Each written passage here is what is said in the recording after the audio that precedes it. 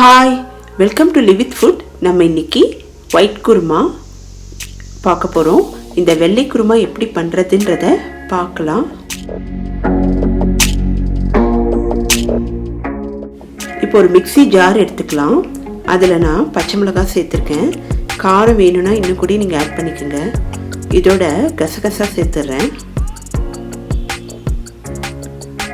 கரம் மசாலா கொஞ்சம் சேர்த்துக்கிறேன். துருவிய தேங்காய் சேர்த்து நல்லா பேஸ்ட் மாதிரி அரைச்சிடலாம். இப்போ ஒரு பாத்திரம் எடுத்துக்கலாம். இதில் கொஞ்சமாக தண்ணி விட்டுக்கிறேன். கட் பண்ணி வச்ச வெங்காயத்தை சேர்த்துக்கிறேன்.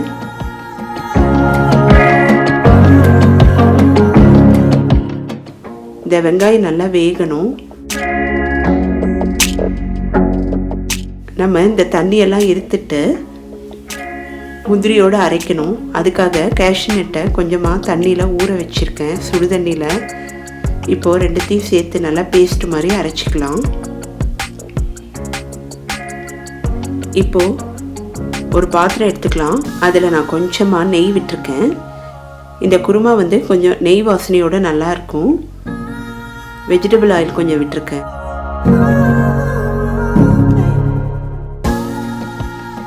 பிரியாணி எல்லாம் சேர்த்துருக்கேன். சோம்பு சேர்த்துருக்கேன்.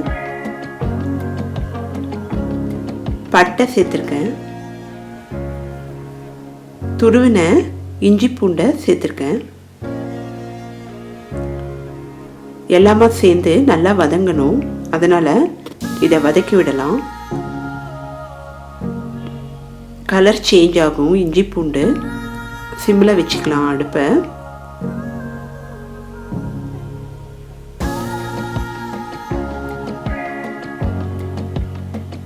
பச்சை பட்டாணி எடுத்திருக்கேன்.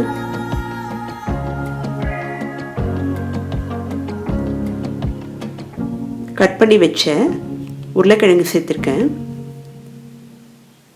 சின்ன சின்னதாக கட் பண்ண கேரட் சேர்த்துருக்கேன். கட் பண்ணி வச்ச பீன்ஸை சேர்த்துருக்கேன். இந்த வெஜிடபிள்ஸ் எல்லாம் நல்லா வதக்கி விடலாம். ஒரு 2-3 நிமிஷம் வதக்கி விட்டுட்டு கொஞ்சமாக தண்ணி விட்டு இதை வேக வச்சிடலாம்.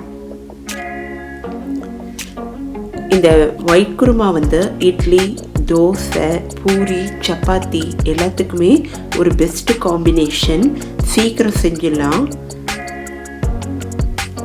சின்னதாக கட் பண்ணதுனால வெஜிடபிள்ஸ் எல்லாம் ஈஸியாக வெந்துடும்.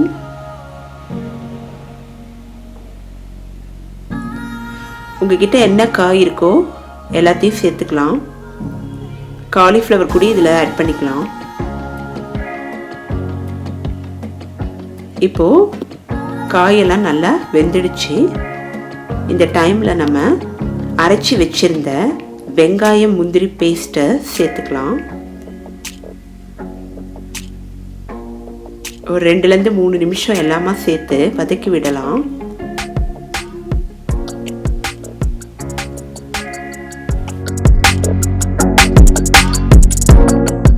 இந்த வெள்ளை குருமா டேஸ்ட் ரொம்ப நல்லா இருக்கும். இப்போ நான் கொஞ்சமாக கடல மாவு சேர்த்துக்கிறேன், கொஞ்சம் திக்னஸுக்காக. இதை நல்லா வதக்கி விடலாம். அந்த ராஸ்மல் போகும். அதனால் இப்போது புளித்த தயிர் கொஞ்சம் எடுத்திருக்கேன். இந்த வெள்ளை குருமாக்கு நம்ம தக்காளி சேர்க்காததுனால நான் தயிர் விட்டுருக்கேன். கொஞ்சம் புளிப்பு தன்மையோடு இருந்தால் நல்லாயிருக்கும் குருமா.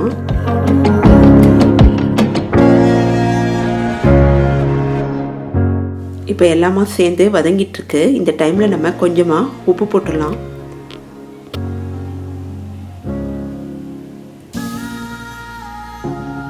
நம்ம அரைச்சி வச்சிருந்த பச்சை மிளகா விழுத சேர்த்துக்கலாம்.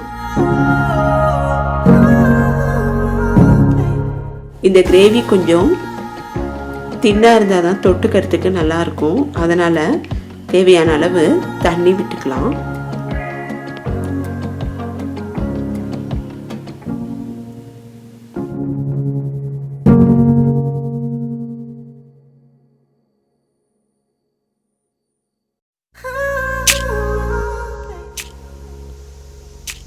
ரெண்டுலேருந்து 3 நிமிஷம் வேகட்டும்.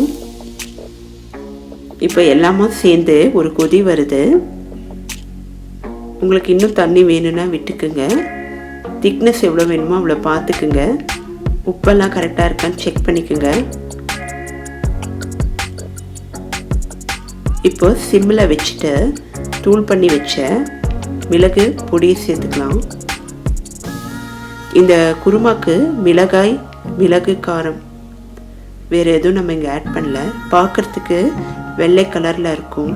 இது மேலே கொத்தமல்லி அலங்கரிச்சிடலாம். இப்போ நமக்கு சுவையான வெள்ளை குருமா தயாராகிடுச்சு. நீங்கள் ட்ரை பண்ணி பாருங்கள். இந்த வீடியோவை லைக் பண்ணுங்கள், ஷேர் பண்ணுங்கள்.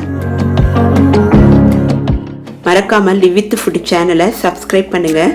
நெக்ஸ்ட் வீடியோவில் மீட் பண்ணுறேன். பாய்.